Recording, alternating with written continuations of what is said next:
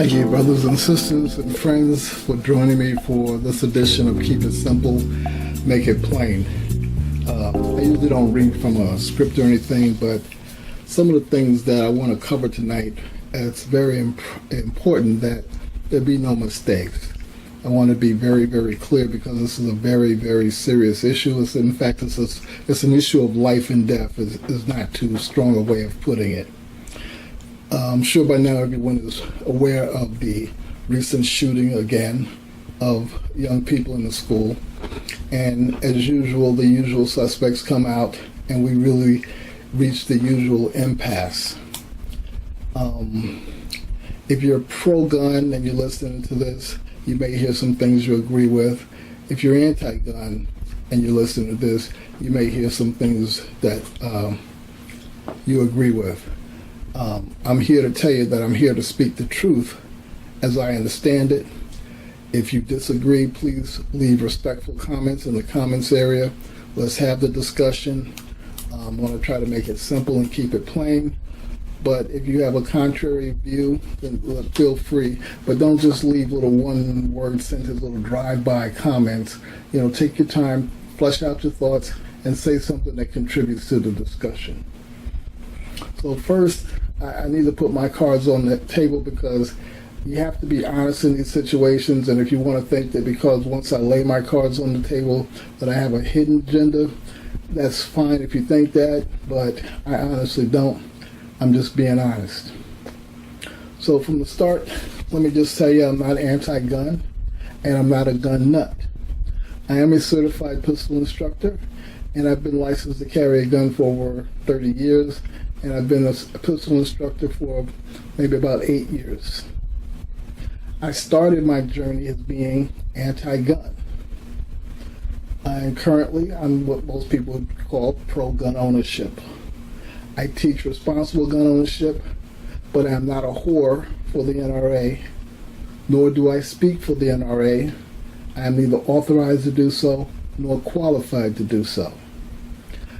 What I am qualified to do, though, is speak as a father whose daughter was in high school and who said to me the other day when she saw the shooting that could have been me.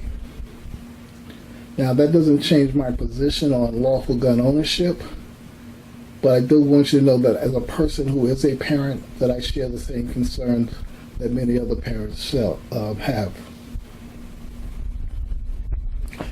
So regardless of what side of the debate you're on, one of the things you won't hear from me is any BS. It's honest positions, regardless of how people interpret them. I'd like to say that I'm 100% clear on this issue, and I think that if you listen carefully and understand what's being said, I think you'll be clearer on the issue from both sides of the perspective than you've ever been in the past. One of the things that you hear people talking about often is the words reasonable gun control and something needs to be done. Okay? Reasonable gun control and something needs to be done. Okay. Now there's two groups of people who use the term something needs to be done. One, aggrieved parents and aggrieved people in general who may not even have been parents who lost their children or something, but people who just are fed up with this situation and says, quote, something needs to be done. And then you have politicians who also say something needs to be done. Well, first we need to separate those two groups. Let's first talk about the parents who say something needs to be done. Well, for them, they really don't necessarily know, but they just feel that if something was done, their child would not be dead, or these children would not be dead. And you just feel like there should be something. They don't know what it is, but it should be something.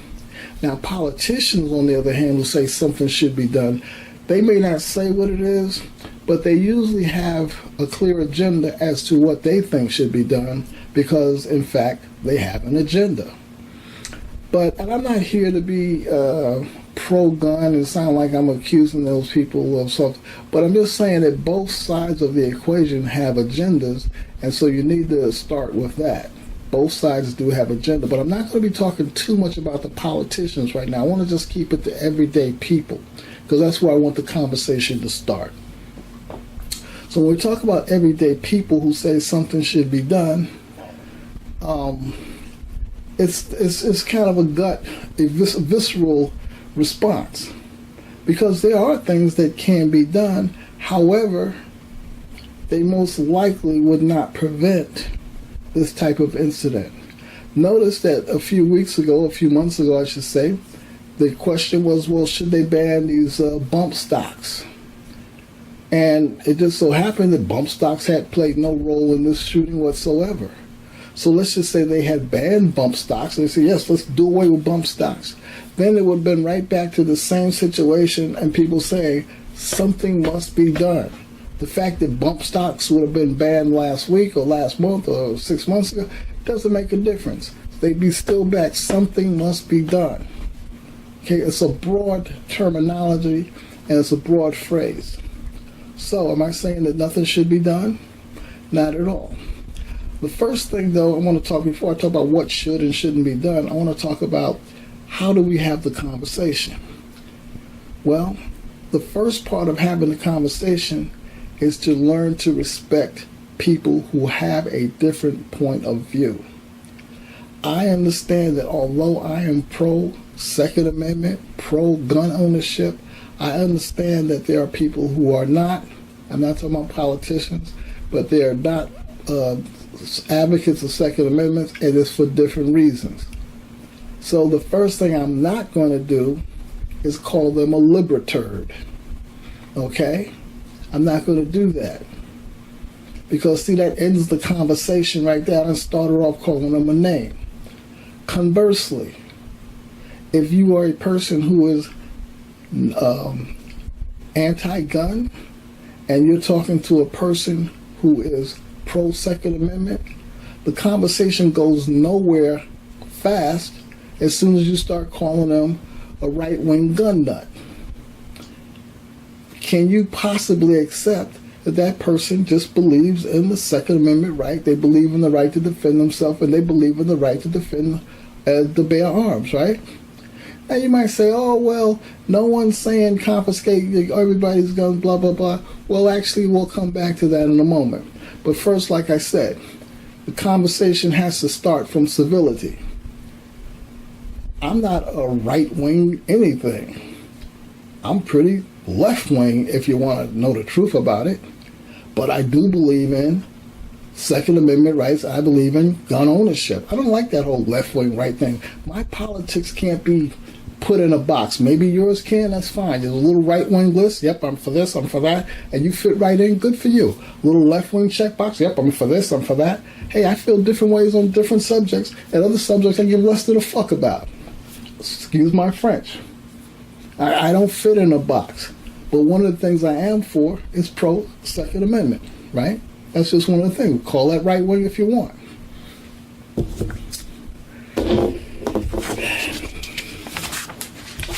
As I said, I want to check with some notes here because I want to cover all these particular points. So first of all, when you want to call one of the temptations to call a person a right-wing gun nut comes from the belief that they're paranoid. They're paranoid. They say, well, they want to take away our guns. And then you hear the politicians say, man, nobody's trying to take away your guns. Okay, so let's stop there for a moment.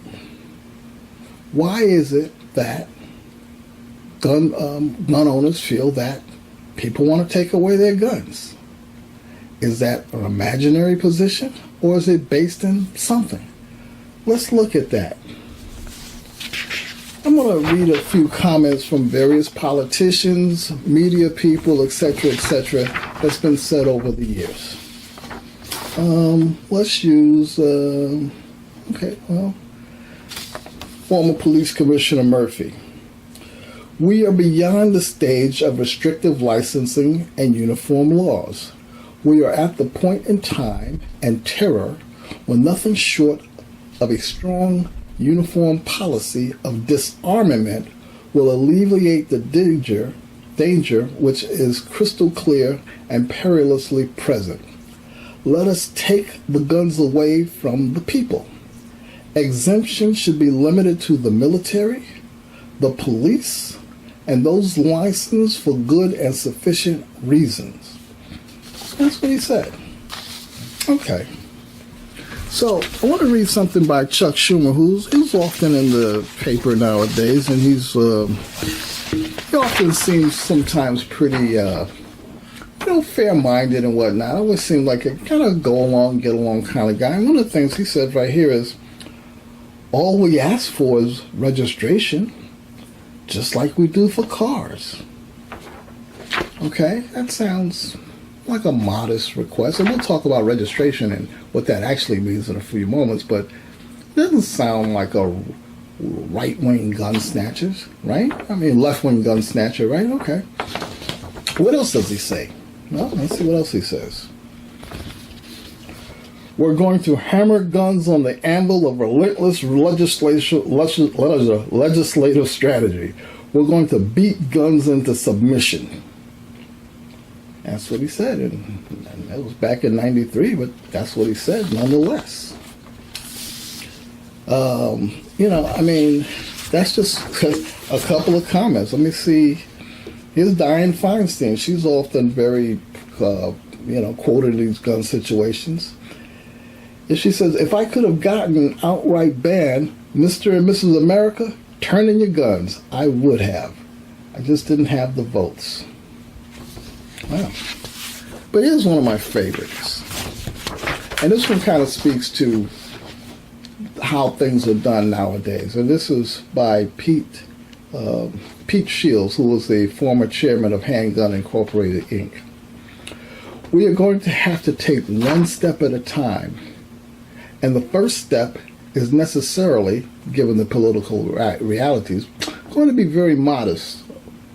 Of course, it's true that politicians will then go home and say, this is a great law, the problem is solved. And it is also true that such statements will tend to diffuse the gun control issue for a time. So then we'll have to start working again to strengthen that law, and then again to strengthen the next law, and maybe again and again. Right now, they would be satisfied not with half a loaf, but with a slice. Our ultimate goal, total control of handguns in the United States, is going to take time. My estimate is from 7 to 10 years. The first problem is to slow down the increasing number of handguns produced and sold in this country. The second problem is to get them all registered. And the final problem is to make the possession of all handguns ammunition, except for the military, police, licensed security guards, licensed sporting clubs, and licensed gun collectors, totally illegal. So, here's what I'm saying. If I'm a gun owner, and this is, by the way, this is just a few quotes. I could have did the whole video just reading these quotes, but I'm a licensed gun owner, and I hear somebody with those quotes. Should I believe that nobody wants to take my guns? I mean, that's an honest question. And I'm asking you to be intellectually honest here. Is that an honest, can you see where I might feel that that's not the case? Now you might say, well, the government would never do that. So now you're asking me, do I trust the U.S. government? My answer is no. Okay, so if you want to blame me for not trusting them, that's fine. You can blame me for not trusting them. I personally do not trust the U.S. government, and basically they have a record that they can stand on that I can review that says they are not to be trusted. If you have a different position, that's fine. Okay. So much for the paranoia of the pro-gun people. Let's talk about the concerns, though, of people on the other side of the equation. How easy should it be for a young man to do what just happened here in the school? Well, first of all, you have to realize every situation is different, but we're just going to focus on this one here. At 18 years old, He was able to go into a gun store and buy this gun. He met the legal requirements for this state to own a long arm. Is that something that should be changed? Should the age requirement be 18, or should it be maybe 21? If you ask me, 21 should be the age requirement. Why? Because if that same person can't buy a beer, how can they buy a long arm, a gun of that nature? So to me, that's fair. That's a fair question. It's an honest question. It's something that needs to be looked at. It's something that needs to be changed. I wouldn't have a problem with it being changed. I'm not in charge of that. Now, the NRA may say, well, no, then they shouldn't, blah, blah, blah. It infringes on this. Well, you know what? Fuck them. Fuck them. I don't have no problem saying it. Fuck them. Excuse my French, but fuck them. Okay? He should not have been able to buy a gun at 21 years old. At 18 years old. Now, if he was 21 years old and bought the gun, could he have done the same thing? Absolutely. But that's a story for another day, right? But 18 years old is too young for him to buy that type of gun. Now, I wouldn't say that he shouldn't be able to buy a gun at all. I would say, because look, for example, my daughter has she doesn't have it on her person, I keep it, but it's hers. She has a 22 bolt action Savage Arms rifle. Okay, so we haven't been to the range lately, but when we go to the range, that's her gun. It's bolt action. She puts the rounds in the magazine, put the magazine in, aims, fires, clears the magazine, puts another round in, aims, fire. I wanted her to get the feel of controlled fire, making sure she's cognizant of what she's doing, that whole action. I could have lent her or given her my AR-7, which is a 22 survival rifle that fires semi-automatic. I didn't want a semi-automatic 22 for her, So maybe a restriction of 22 or something for that age group. I'm just saying, okay? I would support that. I have no problem with that. The people talk about the whole, quote, gun show loophole. Okay. Let's try to put that in perspective. First of all, the only, quote, gun show loophole exists in so much as a person can show up at let's just say the fairgrounds where the gun show is being held, people walking around looking to sell a gun to an individual purchase can do so. Also, if a person who has a table is not selling more than X amount of guns a year, they are not required by law to have a license. I've seen people that I see there regularly seem like they probably do sell more than X amount of guns a year, and they should be licensed to sell. And the ATF should be there to kind of keep an eye on the same people that keep showing up selling guns at the gun show. They might need to be checked on that. I'm okay with that. But that whole other thing where people just walking around selling guns, too much shouldn't be made of that. And so calling that a gun show loophole, what happens is in the state, people are allowed to make one-on-one sales. So for example, if I'm selling comic books in general, I might go to the comic book show where I know other people are looking to buy comic books. Really has nothing to do with a gun show. That's just happened to be where people at, and people were going to make a sale. I could also take out an ad in a local newspaper where I live and say, hey, 45 for sale. And I could sell that gun without any paperwork because in my state it's allowed. Now, when I lived in Connecticut and I bought a gun from someone, I had to fill out a transfer of ownership form with that person. He had to turn that in, I believe, to the state police or whatever. That was the law of that particular state. I would not mind if such a law was here, where there's some transfer of ownership, or more importantly, a background check, so that if you're at that gun show, there should be a kiosk, a place where if Joe wants to buy my gun, we walk over to there. There's usually like a $5 or $10 fee. I think it's like $5 to do a background check. The vendor can charge $10, make extra profit.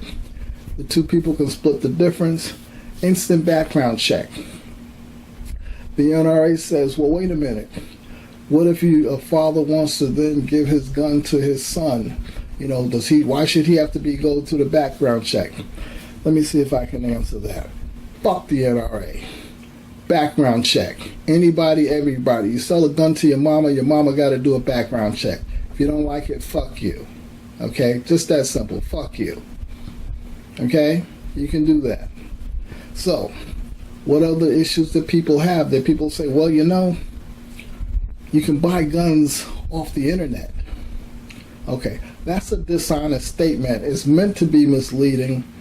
It has some roots in truth, but for the most part, it's misleading. What does it mean? It goes almost like back to that whole private sale. So in my state, if I happen to be on a gun form and I'm in a state that allows for individual transfer of ownership of a firearm, and I meet someone online, I say, yeah, man, let's meet in the Walmart parking lot, and I'll sell you my 45, or I want to buy your 38, whatever.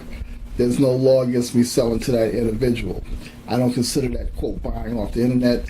I could have just easily put that in the Penny Saver or any other want ads or whatever. So the fact that it was online is irrelevant. The other thing that gives that you can do is buy a gun online is to buy from a legitimate gun store. However, that gun has to be shipped from them to a licensed firearm dealer. That firearm dealer receives the gun. You go to that dealer and you fill out the same exact paperwork that you would have filled out had you went to that dealer to buy a gun directly for them. And they charge you anywhere from $25 to $40 for receiving the firearm and transferring it and then keeping those records on file for posterity, right? But the way that they try to phrase it, being dishonest, is, yes, you can buy a gun on the internet. That's just being dishonest. And it's meant to be dishonest, okay? It's just like you might hear them say 40% of vendors at gun shows are not even licensed to sell guns. And you hear that, you say, my God, what are they doing? They're just people out there selling guns.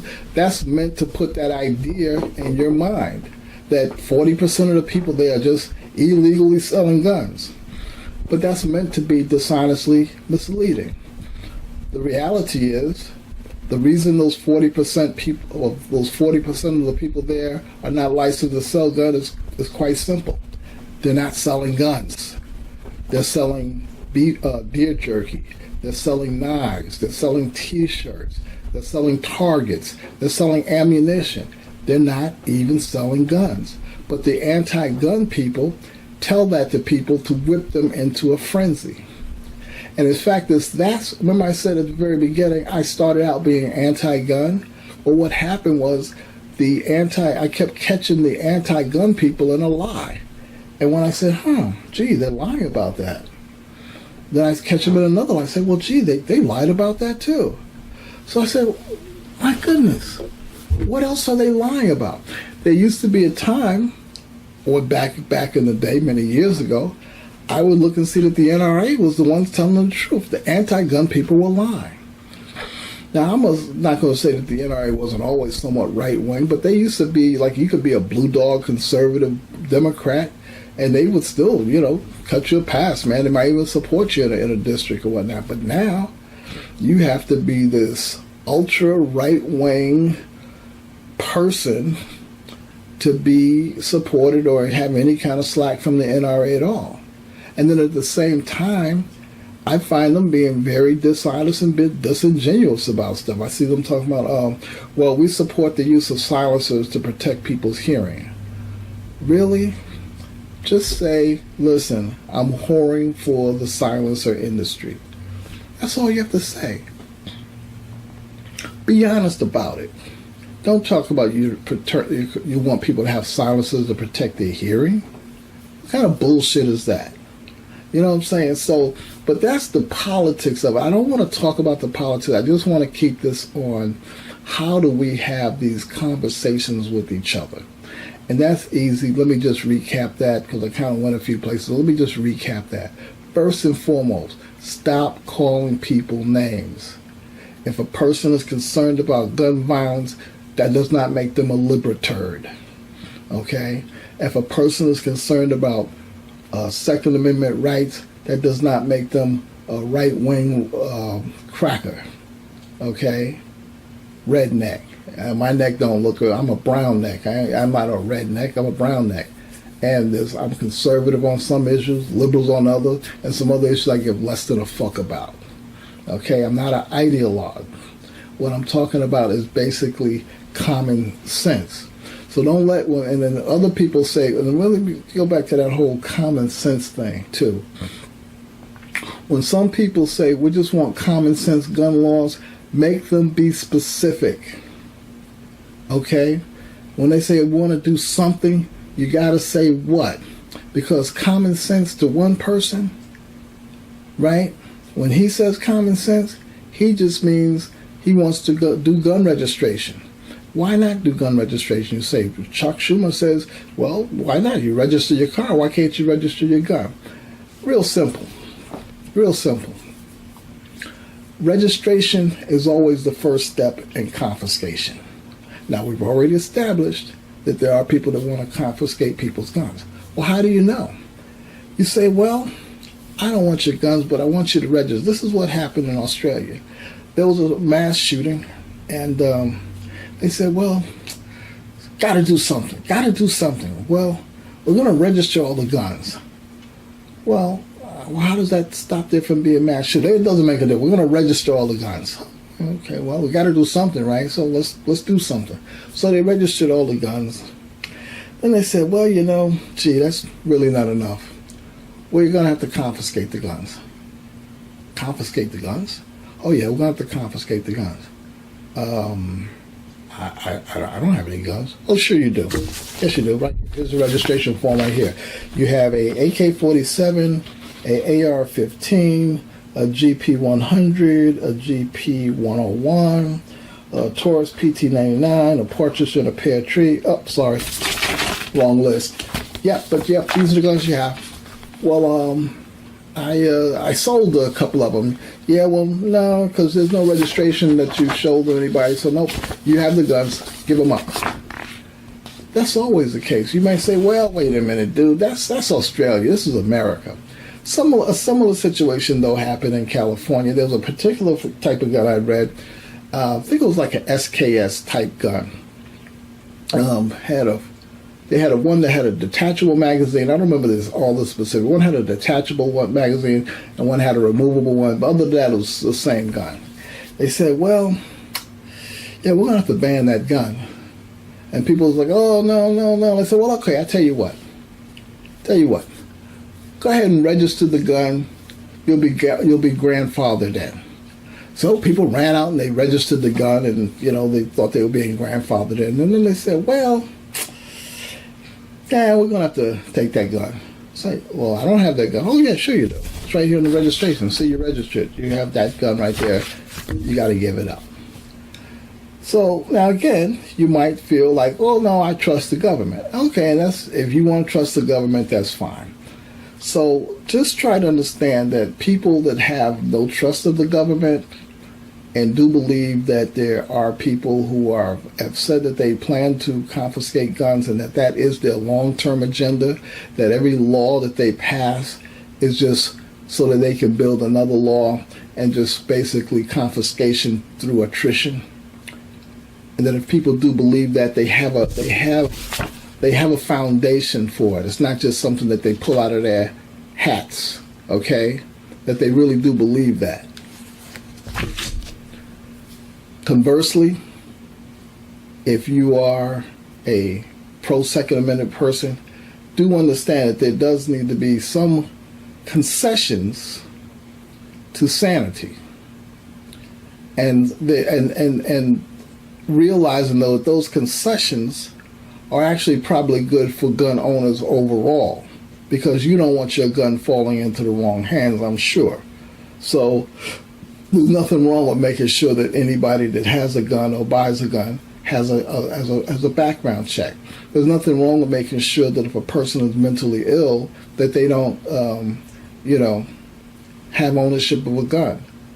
Make those laws very clear. Oh, and by the way, it's okay to also press for something too. Matter of fact, I'm pressing for 50-state reciprocity.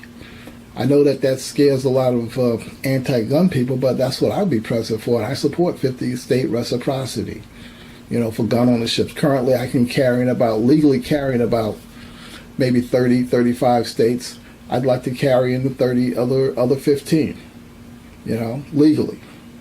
I'd like to visit my mom's in New York and take my gun with me when I go so I can feel safe protecting my family as well, and especially in her neighborhood. It's not a great neighborhood. Now, if Bloomberg want to kick me a few $1 million and let me hook it up and live where she live, hey, maybe I don't feel like I need to carry my gun. If I can maybe stay out where he's staying at. Probably surrounded by armed security, I might add. So anyway, this is why we don't have any real discussion on gun control. We need to start by first respecting each other and understand that people have real concerns on both sides of the issue, and be willing to talk to people in a respectful manner. If we can do that, there might be able to be some progress on this issue. Don't be afraid to tell the NRA to kiss your ass, but don't feel like gun owners are paranoid, and don't feel like that people that are not gun owners are just dumb libertards. So this is Brother Nkosi, making it simple, keeping it plain. Please subscribe, and we can continue this discussion and maybe add some more to it, and maybe actually get something done. Peace.